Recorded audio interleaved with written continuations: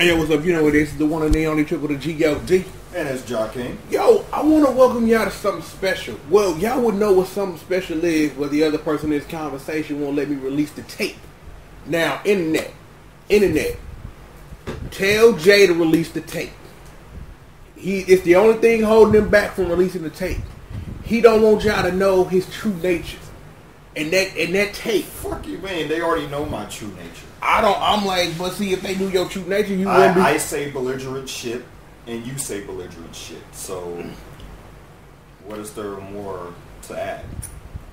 But you don't want the streets to hear it, though. No, because that was some bullshit. That was some I Spy shit. No, that was some... No, that was some shit I didn't give you permission to do type shit. That's not right at all. I can see if I knew the heads up. But see, you didn't know. And that's what makes it bullshit. I was supposed to know. And you let that shit drag on, and it wasn't supposed to be what it was. So, that's why. But from that, however, I finally convinced you to do something that I've been wanting you to do for years. And that's give Once Upon a Time a chance. Now, see, I'm waiting for season 7 because, you know, that is what it is. And I was like you. Like, I was at somebody's house and they was watching it or whatever. And I'm like, yo, this is kind of intriguing.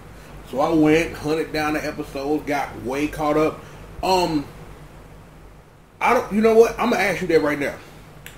Did you watch Once Upon a Time in Wonderland, or do you just... No, I think I will go back and watch that. The way I wanted to do this shit, I was just trying to get the core shit out of the way, and then maybe at a later date I will go back and watch the Wonderland shit. Yeah, but the thing is, the season that's linked to, you met some of the characters though. Mm-hmm. Because I think it's season 4, Wonderland, and then season 5 with the characters that they had left over, telling what happened after that. Okay. And then it goes on. So it's like, any impact that would have had, you watching it, it's kind of gone, but it's easier to go back and watch because you are familiar with a lot of these characters, right, whether in interacting with them while watching the show, or through just hearsay of, yo, so homeboy did that. Right. But all of that, however, isn't the point either. On the unreleased tape, there was something that I wanted to know, and I want to know this now. We've talked about this like multiple times. How do you feel about our Queen Regina? Like I want to know, like for real. I'm like there's something heavy riding on what you about to say. So this is important to me, right? Yes. Like I need to know. Like I told you, Regina is the greatest, thickest, sexiest Mexican in the world. Just putting it out there, real talk. Lana Parrilla can get this. I'm just saying. Regardless, I've talked to you multiple times during your journey of Once Upon a Time, and you never had good things to say. But you've had a full 6 seasons of Regina Mills. The ups, the lows, the valleys, the mountains, everything. What's up? When we last talked about this character, I had immense hate for her. Like, I'm talking about the same level as fucking Joffrey Baratheon type shit. Damn, and everybody hate that nigga. Yeah, so, but that was season 1. Then I started to notice how her character was growing, you know, like the reason why I hated Regina so much was because in season 1, she didn't have use of her magic.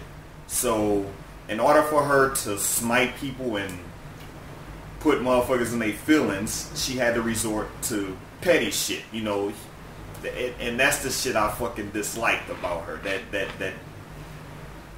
That human petty shit, dog. Just doing shit just because I feel like doing some shit to make motherfuckers mad or make them sad or whatever the case might be, depending on the situation that befell Emma at the time. You know, she really caught the worst of it, of that pettiness, and that's what kind of pissed me off. Like, Regina knew what Emma was trying to do. You know, trying to get in good with what should we call him? I feel we should give Henry a fucking nickname. Man, we call him real life fake Sora. Okay. All right. Okay. The kingdom key within that bitch. I can get behind that. That's funny. We actually, this is gonna go on for a while, but we actually got some. I actually have something to add to that. But anyway, we'll get to that. Anyway, Emma trying to get in good with her son, and basically Regina comes in and fucking cock blocks it, sort of. I know that's kind of weird metaphor or whatever, but you know, I'm gonna cock block you from getting in good with your son. I'm with you. So Operation Cock these blocks. Yeah, pretty much. Pretty much. But I don't know. But yeah, season 1 it was almost unbearable to watch her on screen. Like it was that bad. And then you got towards the end of season 1, and then you got into season 2 where shit happens where G.O.D actually brings magic to Storybrooke or whatnot, and that's when things kind of changed for her. Like I've noticed the transition of her going from that into actually being a decent human being, and it's like, okay, you know what, she's likable now. She's likable. I don't love this bitch, but I don't love her as a character, but she's likable. So as the seasons progressed and shit, and I noticed that she started to take, I guess, trying to redeem herself, trying to be this hero or whatever that motherfuckers want her to be or whatnot, and I noticed how she struggled because, you know, she don't want to relapse to being the evil queen or whatnot. So I've noticed the struggle, and I actually kind of admire that about her, to her wanting to be good and shit. At that moment I was like, fuck, this nigga might actually win this bet now. Might. But because I started to like her character more and more, witnessing this struggle. So let's fast forward. We get to season 5, season 6 range or whatnot, and I'm like, okay. And then something happened in season 6 where she comes face to face with her inner self, so to speak, and how that ended. See, this is weird because I don't know how I want to say this. I admire her character. I'll come out and say that I admire her character now more than I did in the past. But that play out was weird though, because the evil queen gets her happy ending, but Regina doesn't, which was weird. I understood why they did that, but and again, it's like, damn, how come you just couldn't give both these motherfuckers their happy endings? Like, okay, but whatever. Another weird thing, I actually enjoy the evil queen more than I do Regina. Bingo. Because she excels at being the fucking evil queen, dog. There's just no way around that shit, dude. When you give her full power, her magic or whatever, she excels at that shit, and she's fun to watch on screen when she does that. Like she does a very fucking good job playing the evil queen, dude. And also the cleavage, lots of cleavage. Well, of course, it's some sex shit about it. She's a very fucking sexy woman. So, but it's not even that. And then over the years, for me, it wasn't over the years. But I can understand people who've been watching this shit for years and years. I binge watch this shit like crazy. So for me, it's been like, what, a year or some shit like that, and I binge watch all this shit. But anyway, she has certain quirks to her. Like, I don't know if it's just a Lana thing or if it's Regina Evil Queen / thing, but her mannerisms, her persona, all this shit, it's like I find her to be likable after a while just watching her or whatnot. Like the way she talks and the way she moves and all that shit, she's just a likable character, and she might actually be likable in person. But the question you asked me was, there was going to get to a point to where I love her character. And you were right. You were fucking right. I started to lie and be like, no, I can't deal with this bitch.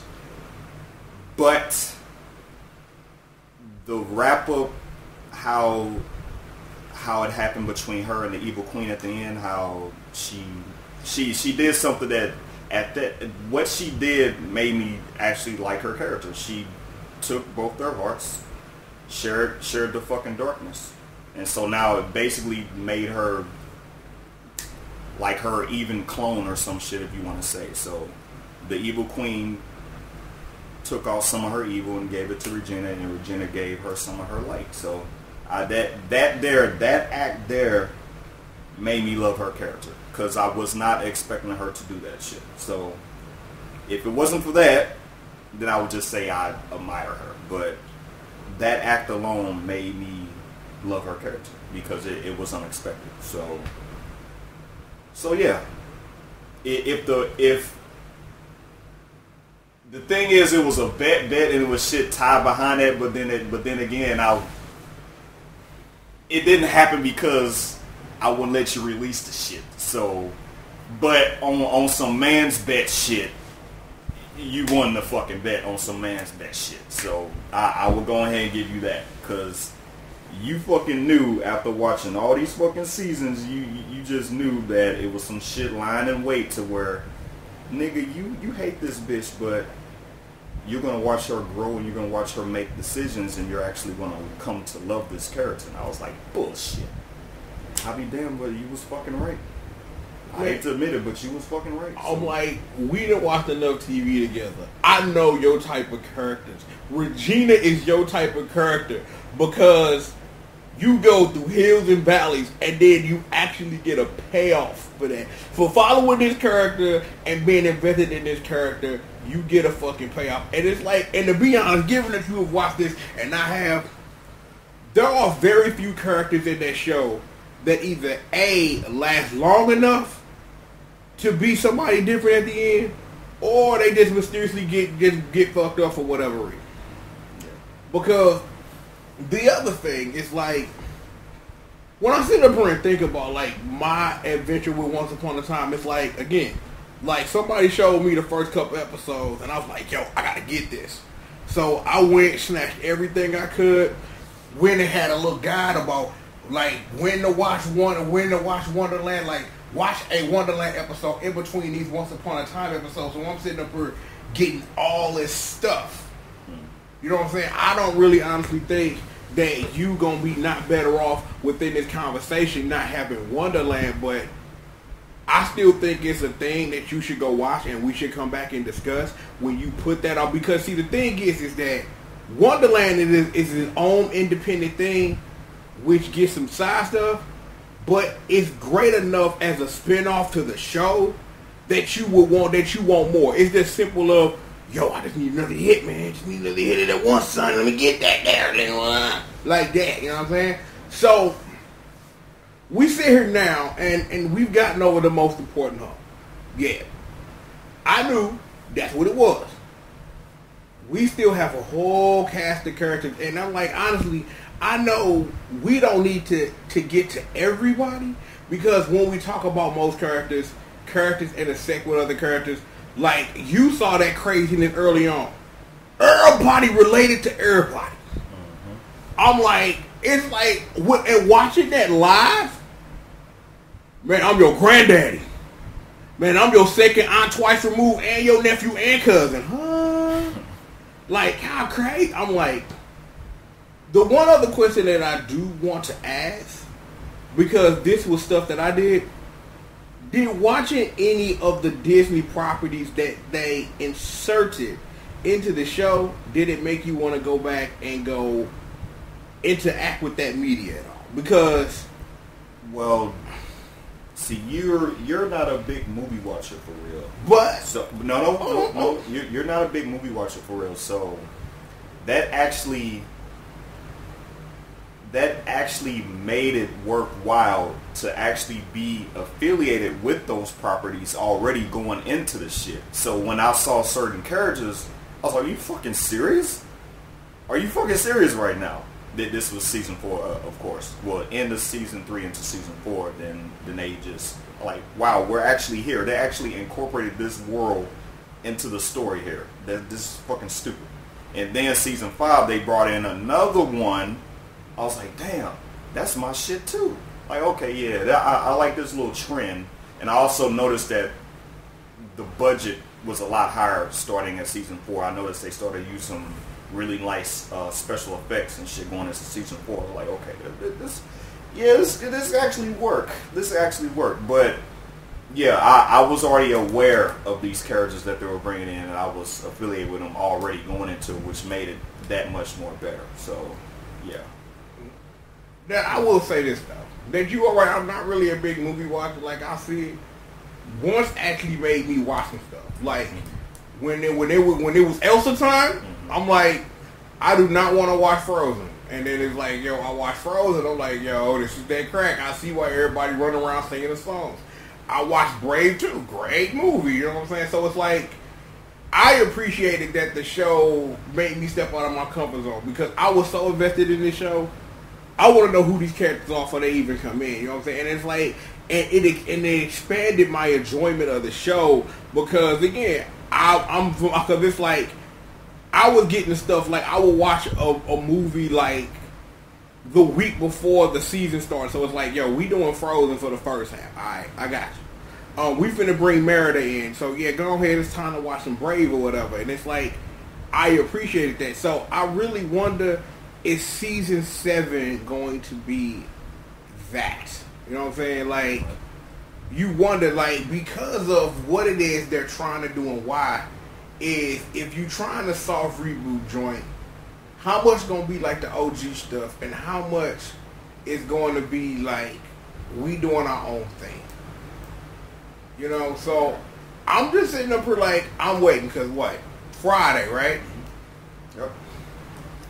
So I'm thinking it's gonna be a refresher, a change. I've noticed that watching all 6 seasons, like, stuff started to follow a certain formula, and you don't want a show to get stuck in a formula like that. Like, it was working, but then again, it started to kind of dive out. The last season, season 6, I noticed that, like, yeah, y'all need a fucking change of some sort. And so the way season 6 ended, I was like, okay, they gave a lot of these characters happy endings, so that means they need to, like, maybe, you know, do a soft reset or something like that on some aspects of the show. And so we'll see actually what comes to the table as far as this new book goes. So I don't know.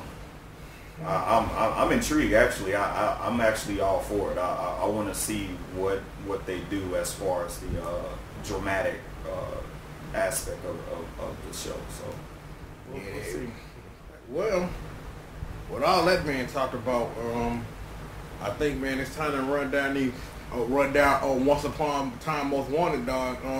Let's start at the top of the food chain. Miss Emma Swan, dog. I'm like, the Emma Swan who rolled in that yellow bug in season 1 after hearing went to go and find her was not the same character at the end when she finally got what it was she always wanted. And it's like the thing that she got, and it's like I figured that this would be the best. I'm like, they had to kill homie from True Blood. They had to kill him. They like, yo, you can't hunt them vamps here. You can't hunt vamps here, so you gotta go. But it's like, I appreciate that Emma was a character, she never got stale. It's like, it was always something new going on with her. It's like, she always had beef. Always. So it was never short of, let's do some stuff. You know, I'm like, when I sit up here and I think about Emma, like, it's going to be weird watching season 7 and, like, having this story and not having her in it. You know what I'm saying? Like, because Emma was the backbone of the show. I'm like, but see, the thing is that while Emma was still the backbone as the seasons progressed, other characters were able to hold that plot weight to sit up here and distribute it even so we ain't got to be Emma all the time. So when it's time for Emma to disappear, you ain't surprised that so-and-so stepping up to sit up here and put in their work while she gone. You know, I'm like, I appreciate the evolving relationship between her and Regina because it's like you talked about, in season 1, they were like extra catty to each other for legitimate reasons. And as their history progressed, as both mothers to a real life fake Sora, because that's what we call his ass, is they became the best of friends. Like, they became this family, and it's like, and that's what I appreciate the most about it, because it's like, if I say it now, I don't have to repeat it when we go down the list and talk about characters. That was the best part of the show, to see this group, this motley crew of characters, right? And to see them grow and learn and evolve and to ultimately be better people, happy ending or not, to watch that family grow, to watch the sacrifices that you make for family, it was something to see. I gotta say. I don't know if you have anything to add other than that, but it's like, the thing is, it's like, it's really hard to really talk about Emma the character herself when you understand that this story is about you and that everything that you've gone through has been for how it ended. Is that there were a couple of times where we could have cut it off and been like, yo, this your happy end, and then we can let it roll like that. But being able to, especially what I enjoyed most about the show, the proper plot-related flashbacks. Is that whenever they flash back to something, you knew it had some kind of meaning. And when they were flashing back to Emma, all the times she was interacting with Pinocchio or Merlin came to see her and all this old stuff, it meant something. Right. It has something to do with the episode that it was in. So they did a good job with that too. As far as Emma goes, I agree. She is the backbone of the show, and like it's just her presence she brings to the cast, and she's another character like Regina that over time became fun to watch. So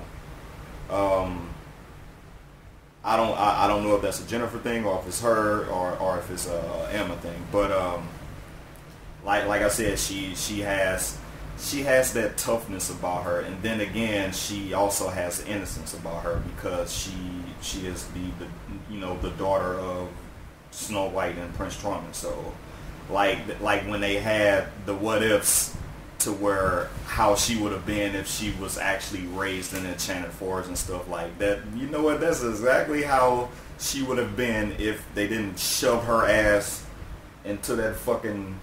Should you call it the asshole of a tree or the asshole of a tree? I don't know. They just shoved her little ass in there, and I think they called that a wardrobe. So okay, whatever. They built the wardrobe, and they shoved it through the wardrobe, and then it's like, yo, I'm a hardcore gangster now. Yeah. Throw up the seas, what's up? Yeah. So yeah, she didn't have the charm like she should have had, but all in all, it worked out for her. It worked out for her. But to me, Emma peaked when she became the Dark One. That was probably one of the best segments to me. And I was surprised that a lot of people did not like that shit. A lot of people did not like season 5. A lot of people said season 5 was the worst season. I was like, are you fucking serious? No. There's no fucking But see, again, a lot of those people, like, when they sit up here and say that, is that they want shit a certain way. And trust me, I watch a lot of TV shows where you read the fandom, they want things a certain way. And when something is so uncertain that it completely rocks them at their core, whatever, of, what is this, why, it sits there and puts them in a weird space. And Emma becoming the Dark One put a lot of people in a weird space. I was sitting up on the end like, yeah, it's time. The white goes dark, baby. I'm like, let's do it. And she was, and it's like the thing was, it wasn't like no one-off thing. No, Emma clowned.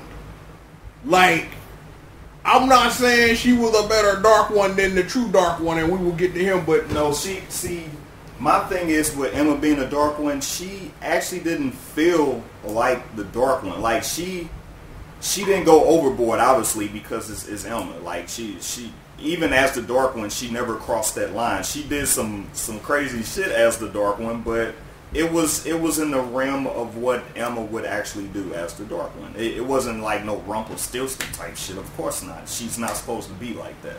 So I just liked her. She was a different Dark One. Like, seeing her as the Dark One was just it was crazy, man. It was crazy, and I was all for it.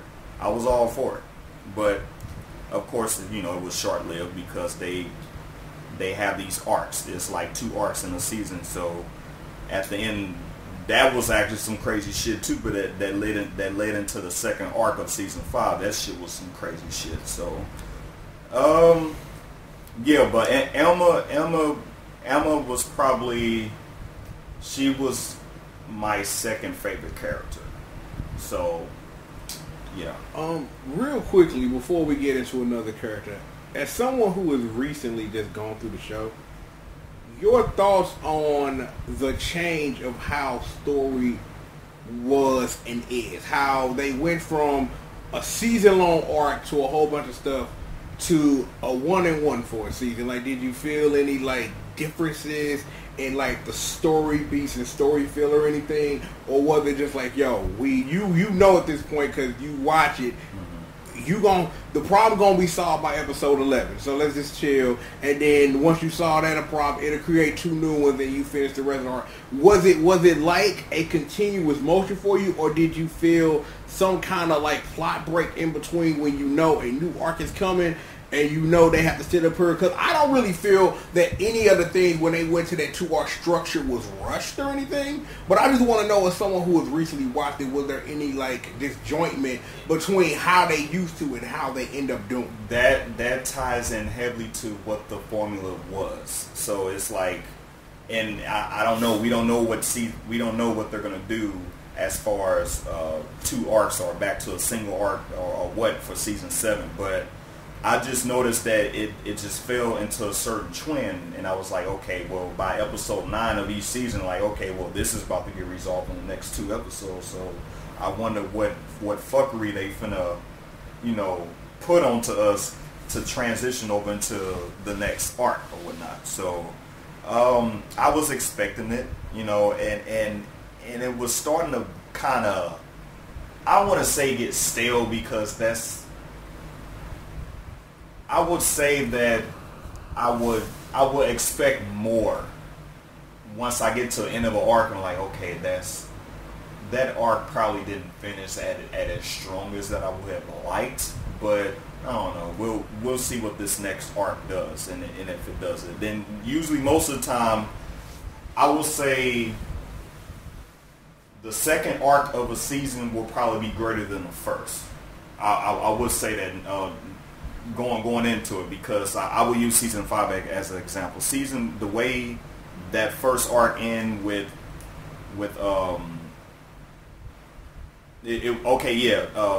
Killian was the Dark One too, That's what she had to do because that was Emma trying to fix shit, so she became the Dark One or whatever. Anyway, so the way that shit ended and taking the Dark One, I guess what he stabbed her with the sword or whatnot, take the shit out of him, but it killed him in the process. And well, okay, now Emma being Emma, let's go try to save this nigga. I was like, huh? Save this nigga? Wait. Are y'all trying to go to hell or? Oh, y'all trying to go to hell? Like, no, yeah. Summon some of the hell boats. We're going to the underworld. Summon the hell boat. We going to the underworld. Excuse me. Where are you guys going? And then they showed him. I was like, wait a minute. Who is this guy supposed to be? Then he put the fucking blue flame out. I was like, fucking shit. It's fucking Hades, man. Are you serious with this shit right now? Kingdom Hearts. Yeah. Seeing that there, letting me know that this arc was gonna be some insane shit, and it did not disappoint at all. That was an insane segment right there, dude. That was stupid. So back onto some shit that I wanted to throw at you. When you mentioned some shit to me, and I guess I was too early in the seasons to like really understood like how could that even be possible. You was like, they should do a Once Upon a Time world in fucking Kingdom Hearts. I was like, at the time I was real early in the seasons, like, how the fuck they gonna do some shit like that? Now, knowing what I know now, that can be very fucking possible. That could be very fucking possible. Is because the way this show is set up, they can pretty much go into any fucking world they want to go into. Actually, there's all these books out there. They can just jump between universes with these damn books and shit. So it's very possible for them to go to any fucking universe they fucking want to. So yeah, I honestly could see them doing something dealing with Once Upon a Time. So. All right, well, let me see, because I'm like once we, because let me see, because there's only like one more like for real big character that we really need to like give some time to, and I think we can like rapid shoot the rest of them, I think. Okay. Because the only one other character that we need to talk about is the man, the greatest of all time. That man, Young G.O.D, a.k.a. Rumpelstiltskin, a.k.a. the Dark One, a.k.a. Dark One number 5, a.k.a. Dark One number 50. He is the Dark One, the true darkness.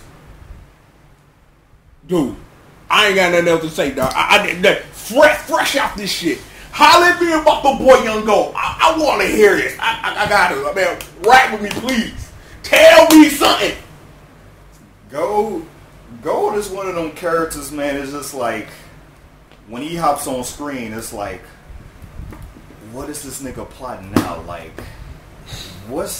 something's about to happen, dude? Because they don't just show G.O.D when shit's not about to pop off. you see G.O.D, you see Rumpelstiltskin, you like, yeah, something to happen here, because he's a calculator, man. It's like he's a contingency plan type of dude. Like, you cannot get one up on him, and if you do get one up on him, best believe you have some working to get him out of that shit, man. He's a character to where you like to see him work, man. You see this dude do some shit, and you be like, yes, that was satisfying. That's exactly what the fuck Rumpelstiltskin is supposed to do. But then let's go on to his drawbacks. Like, when he started off back, what was it, doing the Ogre Wars? What was it, the first Ogre War or the second? The second Ogre War. Okay. That was... Anyway, he was a coward. As a normal human being, he was a fucking coward. He was a sniveling coward, and he was not likable when he was in that state. So it took him becoming the Dark One for him to become a likable character. But like Belle says, like, hey, I fell in love with the fucking with the beast in the man or whatever, but I have trouble with you being the fucking Dark One. Nigga, that's the greatest thing about this dude. What the fuck you mean, man? What's wrong with you? But I understood like where she was coming from as far as the story goes or whatnot. Okay, whatever, that's cool. But that's when he shines as Rumpelstiltskin. When he gets into that character, when he puts on that Twilight glitter. That's when he puts on the Twilight glitter. The Twilight glitter. And call everybody Derry and shit. They're like, oh shit, here he come. Here, nigga. Hello, Derry. What's the price? Like, get your ass out of here, dude. Like, this, you just know shit for the pop off when this man come on screen and he's always plotting. That is a plotting ass dude, man. He plot. Crazy shit. It's a few characters that got the best of him, but hey, he's still here. He's still here. I'm like, he sat up her triple across his own mama, dog. I'm like, but I mean, shit. That was to be expected because she doing the shit first.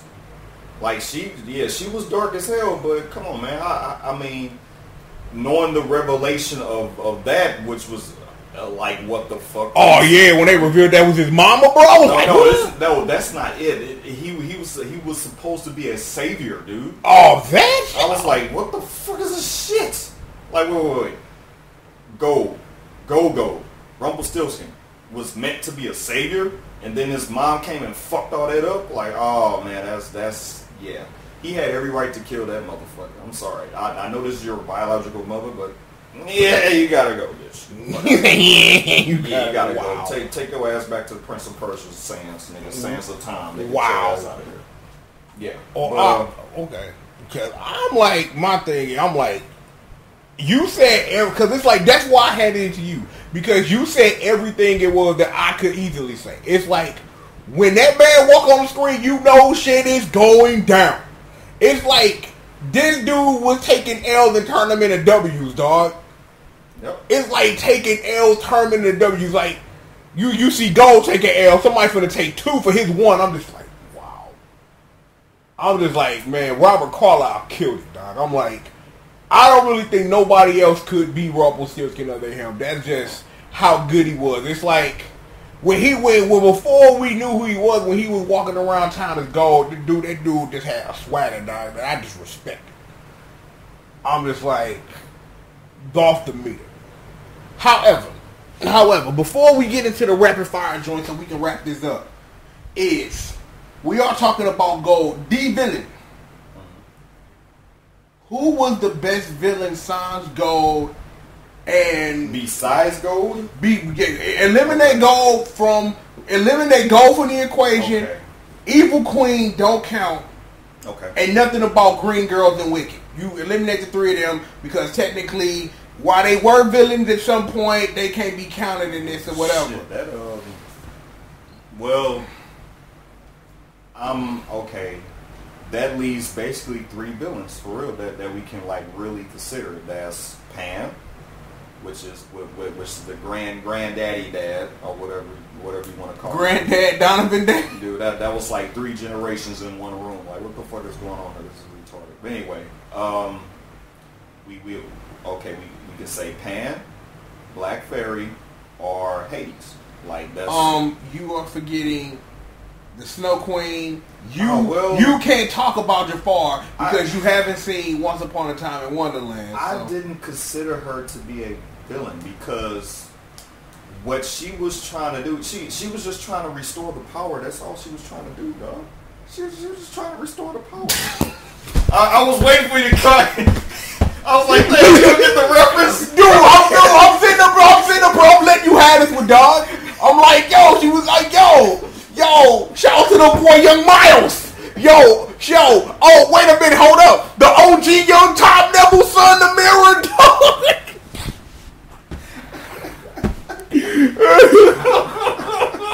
Cause dude, you see the percent? It took me like half a second. I was like, man. She was just trying to restore the power. Man. That's all, man. She just wanted a family, you know. I mean, she wasn't really a villain to me. I mean, she went to dire means to do it, but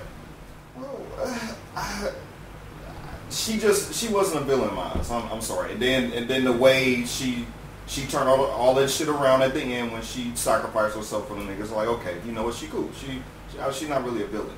But she wasn't.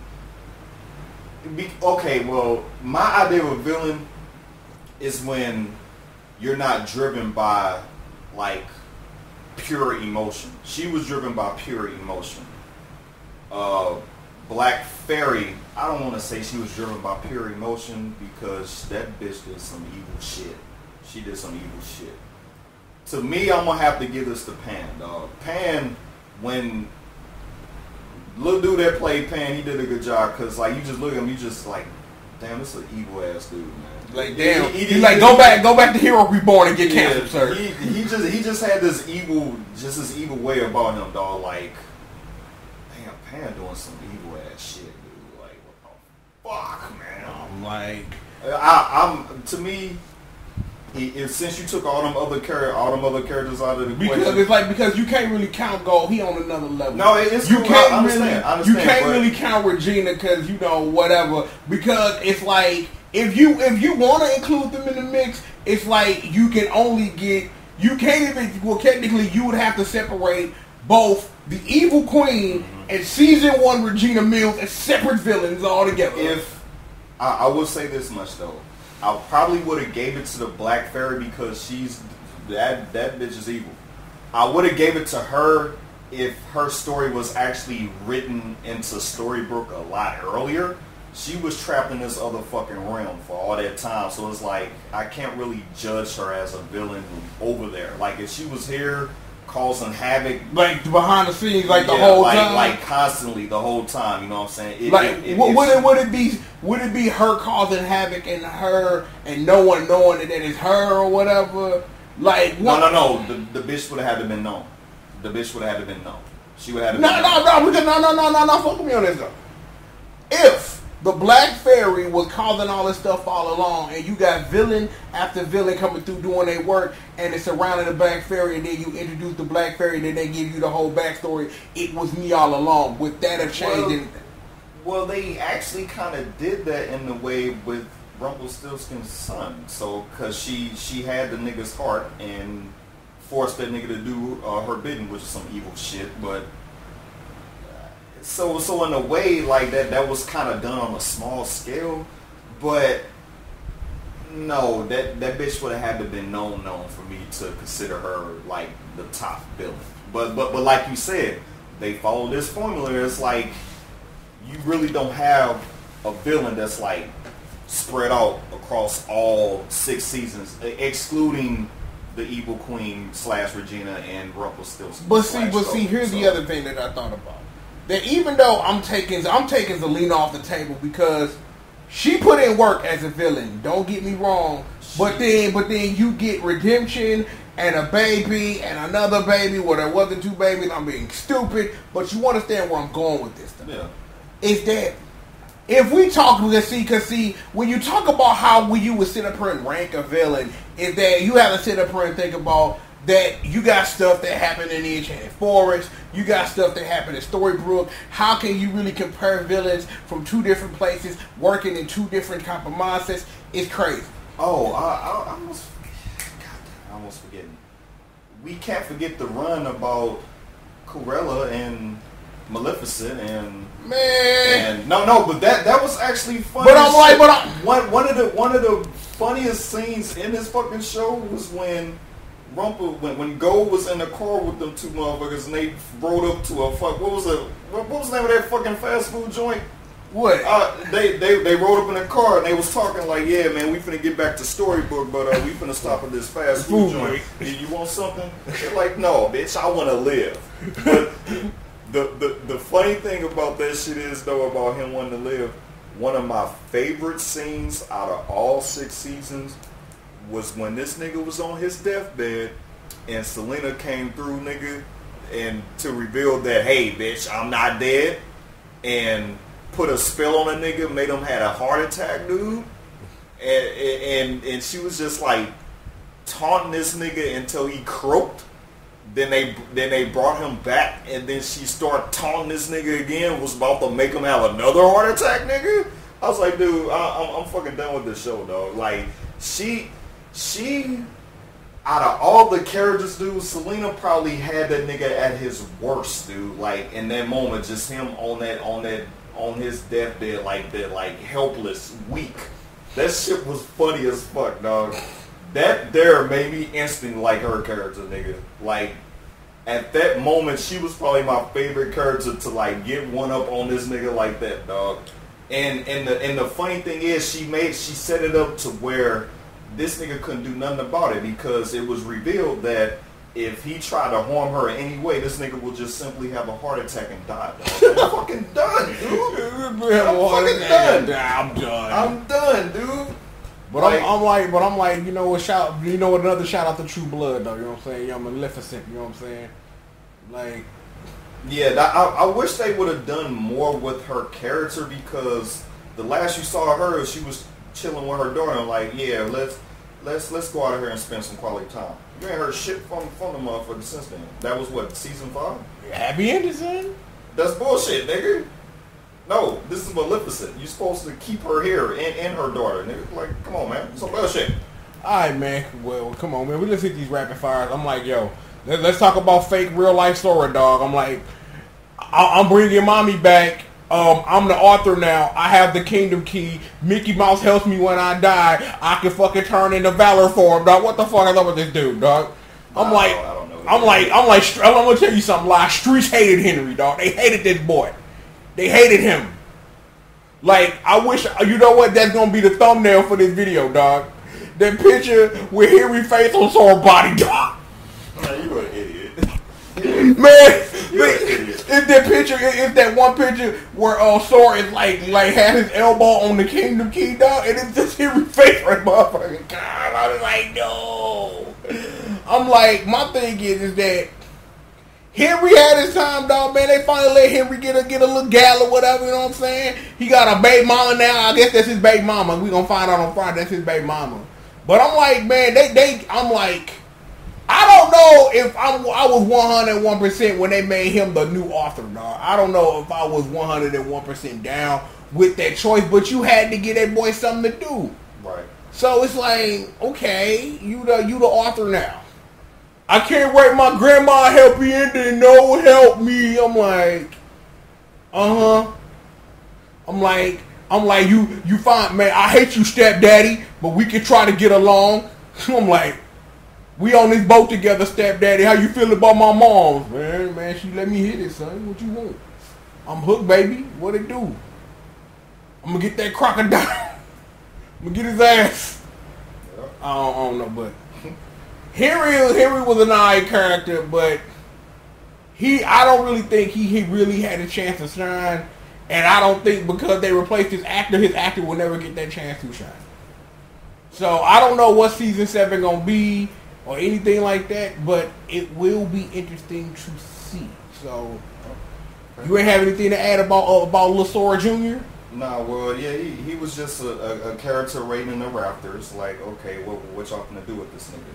Oh, we're gonna make him the author now. Okay, yeah, because Henry was just there. Exactly, he was just there. Like, okay, we understand that you have to be there to play support for mom 1 and mom 2. Mom 1 and mom 2. But okay, dude, yeah, you're just there. You need to do something with this dude. They made him an author. Okay, now they about to make him the main character. Okay, whatever. But yeah. So it is what it is, I guess. Snow and Charming. Because you have to mention them together because they are pretty much one. They're one character. Exactly. They share a heart for crying out loud. So I'm like Jennifer Goodwin can get this all day. Dress up as Judy Hopps, sit on my face. Sorry, I said that. I don't look. As characters, we can believe. I'm like, I love their arc in the first season though. Mm-hmm. I love their arc in the first season. It's like, oh no, he's been hurt in a car accident. I must go to him. And then that reveal later that they had their memories and gave them up. That was hard. That was hard to watch, y'all. I'm like, but it's like I appreciated that they were the characters in the show willing to do whatever it took. It's like when everybody else would sit up here and be, no, I want to do this. Snow and Charming to nut up like, yo, let's do it. Put work in. They sit up here like, yo, what? Like, we under a spell, we just gonna kiss and go to sleep and leave each other text messages. They found a way to make it work. They always do. They found a way to make it work. It's like... I think actually, did Regina actually say that to them? Like, you always find a way to make shit work. Yeah. Multiple characters have said that to them over the years. It's like, you know what I'm saying? But it's like, I really appreciate it, honestly, and I will say this. The chemistry between Jenny Goodwin and Josh Dallas, even though they end up marrying each other and have a baby. More than one, actually. I mean, you can just tell that you can tell that actually carried off screen. Like, come on, man, y'all actors and shit. Nobody look at each other like that, nigga. Like, you can just tell that they was fucking into each other like that right off the bat. So I like, yeah. And then you told me, yeah, they got wham some shit together. Like, oh, okay, of course. So, yep. But they did whatever it took to get it done, and it's like we can sit up here and talk about it all day, but we be repeating the same sentence. They did what it took. As parents, as heroes, as leaders, they always got the job done. Yep. That's all you can really say. Like, I don't know. Do we want to give Zelina 2 seconds? Because I'm like, fuck yeah! What the fuck you mean? I'm like, I'm like, so surprisingly, you didn't ask me, nigga. Selena was my favorite character. I'm like, she is my favorite fucking character. I'm like, too busy in love with Regina. The only thing I don't like about her is how envious she can get at times, nigga. Like that is at her core. That's who she always is. No, even if she didn't hate Regina so much for having what she always wanted, even if you remove Regina out the equation, she will always find something else to envy. You know what I'm saying? But then she noticed to control that over the years, and now she's better. She has a kid, you know, little Robin, nigga. Little Robin. Little Robin Hood. Little Robin and Gatman. So she has this kid now. Like, okay, well, I'm her caretaker, so I got to get this shit together. So, but yeah, she done some really beast shit that was funny as hell. So, but yeah, I don't know if she's gonna have a guest role now or the only people I know that's gonna like have like guest roles in the season for real, or Regina, G.O.D, and Hook. That's all I know. So okay. It's like everybody else from the previous season are gonna guest star to like force the plot, but they're not gonna be around too long for it to matter. That's cool. But anyway, she was my favorite character.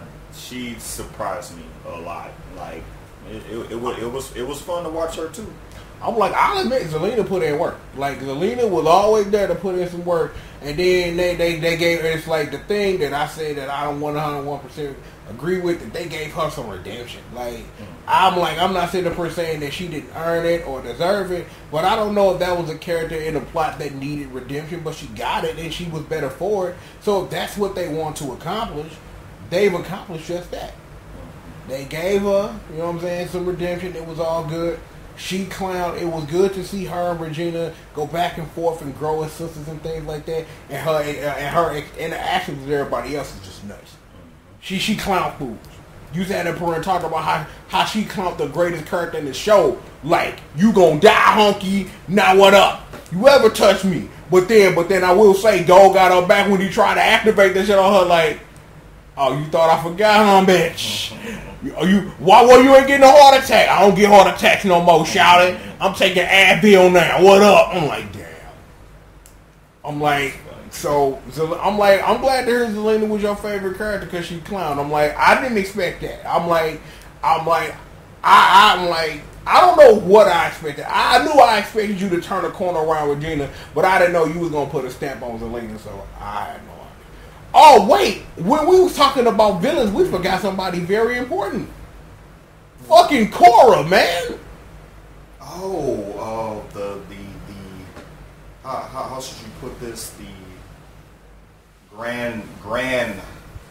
grandmother of the grand. Well, yeah, I'm pretty sure she was important for numerous reasons. As far as she was, what is she the main character in Wonder Woman? She was the semi-main antagonist. Mostly it was more her and Jafar on some creep shit than it was just her. But she played a major role in it though. as the Queen of Hearts, she played a major role in it, but but that was more Jafar putting in work. Okay. Cause it's like you don't see a lot of Jafar until like season 6, but Jafar on Wonderland, he clowned.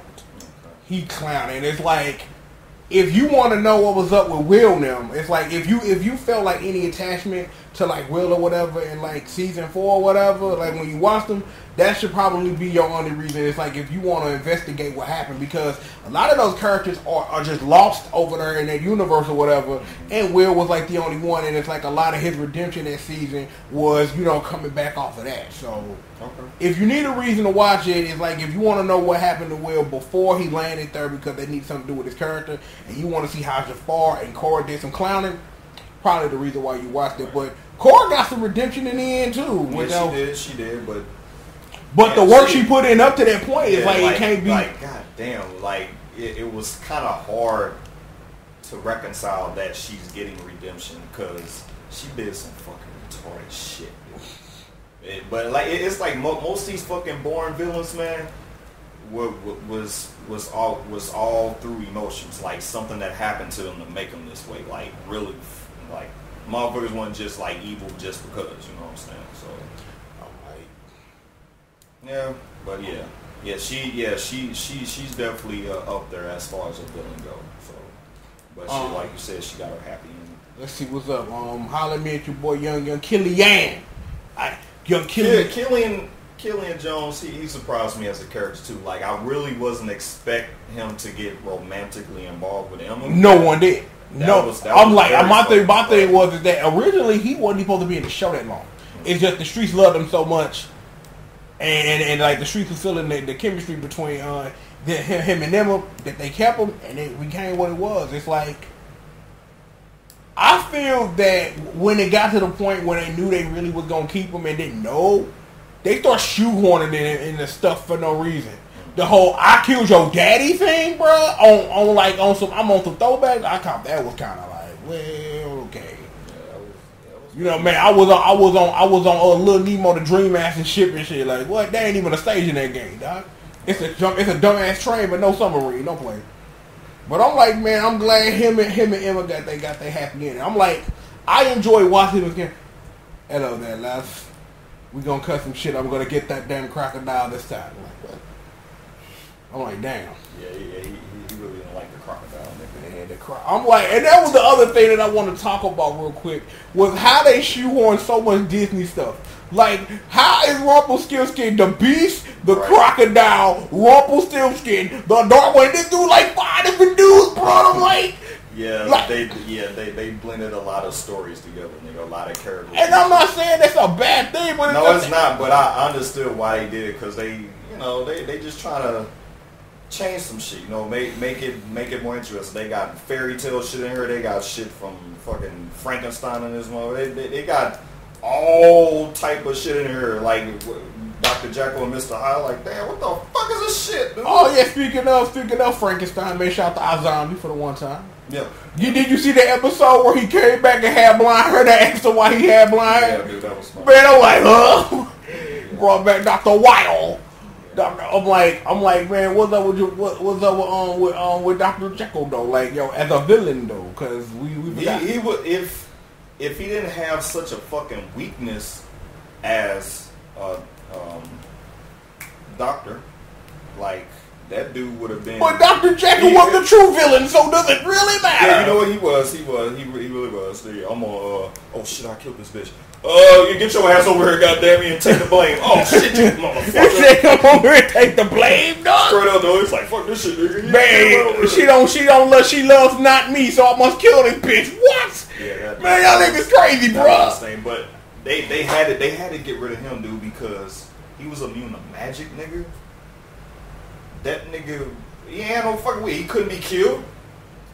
Besides finding out that you have to kill his doppelganger. If it wasn't for that nigga, it would have been a rap, dog. They had to kill Atlanta Patrol to kill him, dog. Dude, that was stupid as hell, dude. What the fuck? That's stupid as hell. I'm dead as fuck. I'm dead as fuck. Yep. Are we missing anybody, dude? Because I'm sitting up here thinking about the Major Molly crew. I'm like, ain't really a lot to say about Belle because she was a great character. She came into her own a little bit when Gideon was born and things like that or whatever.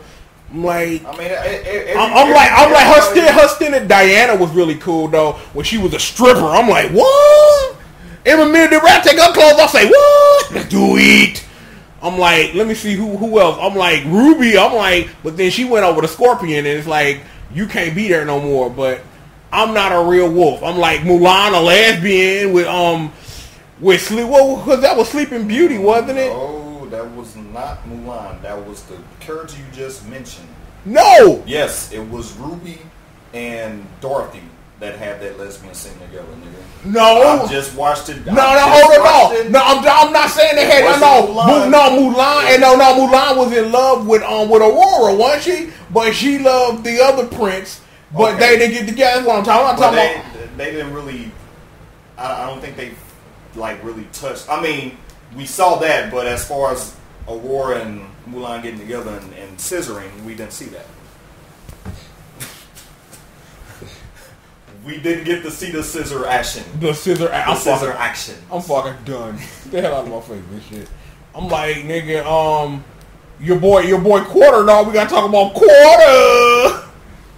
You ain't got nothing to say. You ain't 50 Cent banished him to Once Upon a Time, bro. That nigga will have no business being in Camelot. Get your ass out of here. Man, I'm like, hey, yo, Arthur was a decent villain too. I do have to say though, even though he was, but then someone greater nigga just snapped that nigga neck like, get your bitch ass on somewhere. Take your ass down to where I used to rule, motherfucker. Like, dude, I'm stuck in the underworld now, but I am now this place's master. Basically, he was like, this place need redemption. There's a lot of people down here that needs uplifting. I think I'm going to become their king. Get the fuck out of here with this shit, dude. King of hell? Nigga, Rumpelstiltskin should have threw his ass into the river of lost souls too. Get the fuck out of here, Matt. Yeah, all you niggas get thrown in this river, nigga. All y'all get thrown in this river, bro. The failed charming. Get your ass. Failed charming. Get your ass in the spot. The failed charming, bro. I'm dead as hell. Daddy, you had to do it, Daddy. When you was still my brother. Man, fuck but that he was still ass, my dude. brother, dog. What? That shit was funny as hell, dude. He was still my brother, dog. Oh, that shit was funny. No, nigga. That one what if nigga where Snow and Train were both evil, nigga. That shit was funny as hell, dude. That shit was dumb. That was a dumb episode, nigga. That was a dumb episode. Man. Yeah. This. I'm glad I finally decided to start watching this show, dude. It's been a ride. It's been a ride. So it's. I definitely consider this show to be up there with the heavyweights that I watch, like Game of Thrones, fucking Walking Dead. I consider this show to be up there with those. So very, very, very well job done.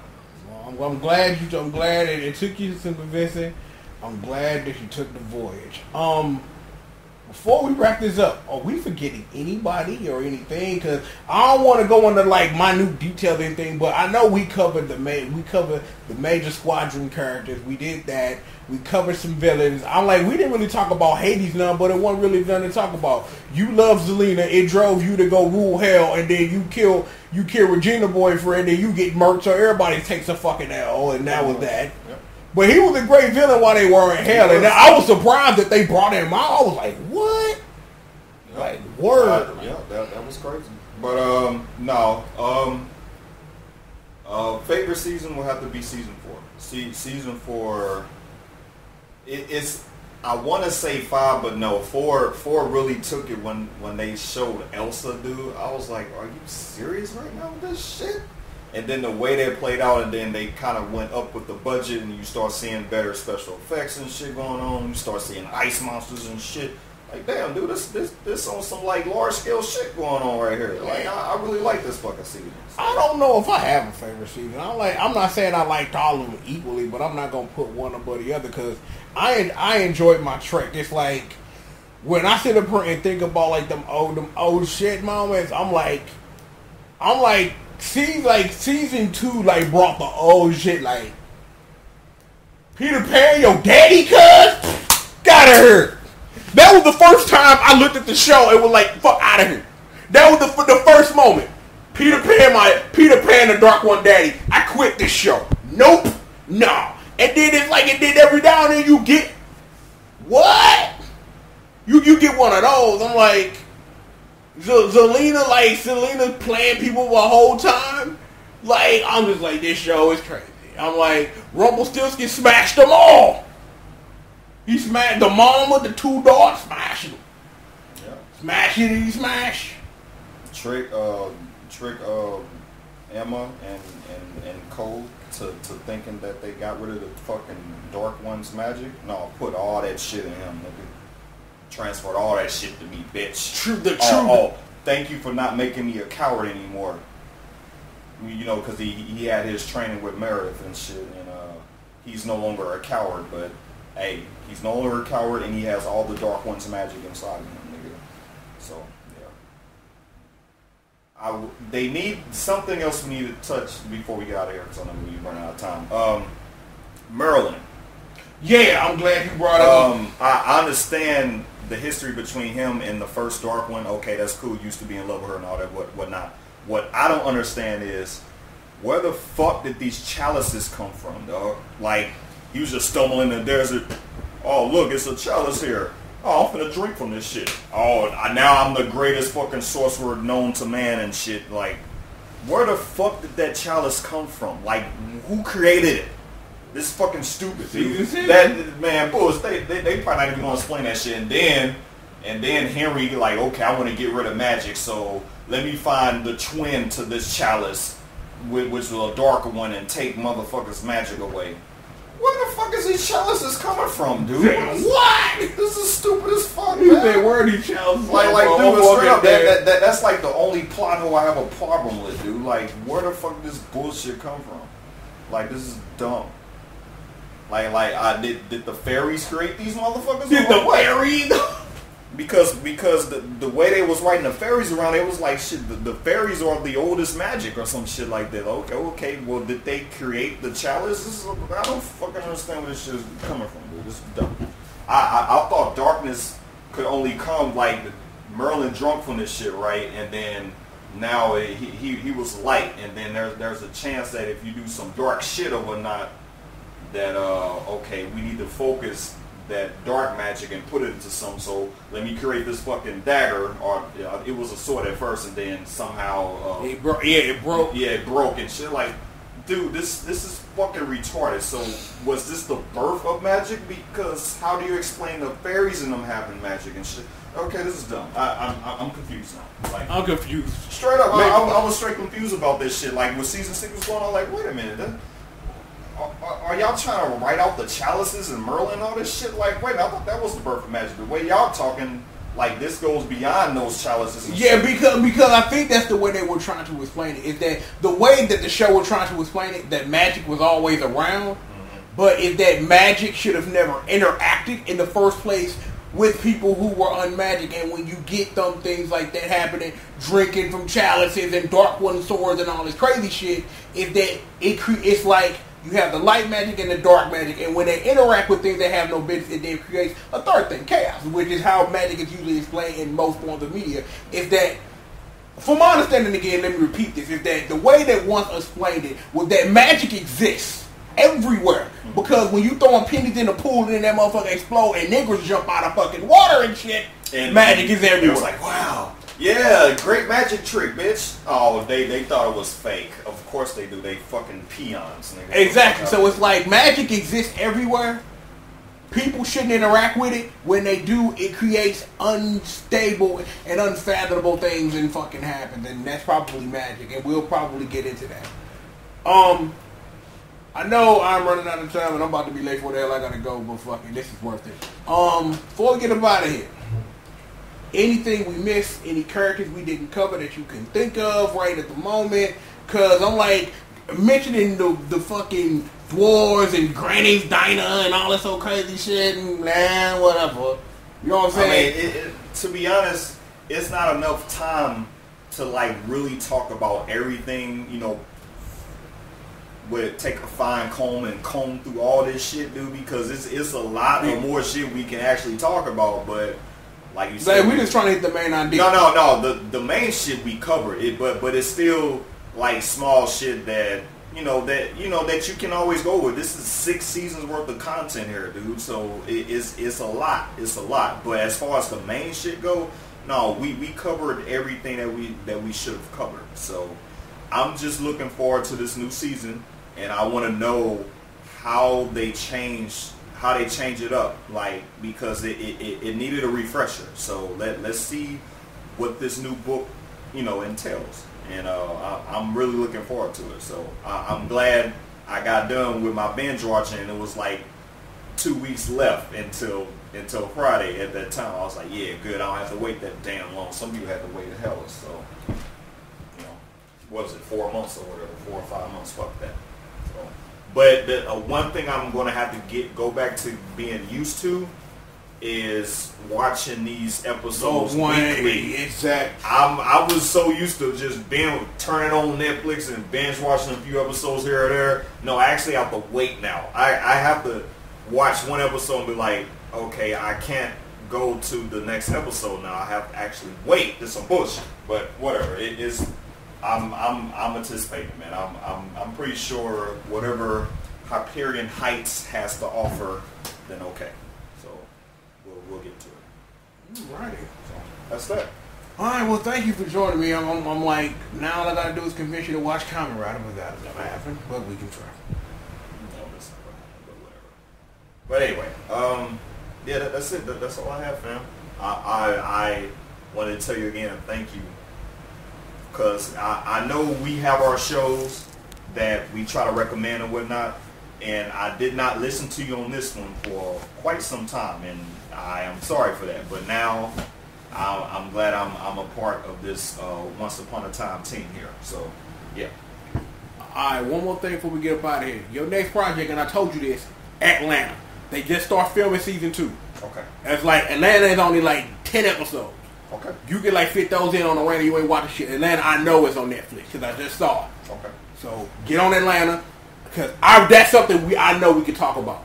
Because I can't even tell you how Atlanta is, but Atlanta remind me of an old throwback show we used to watch, dog. When it got good, then it got fucked up. But I think Atlanta, it'll catch you. Like, once you figure out what they doing, we'll sit down and have another conversation about this.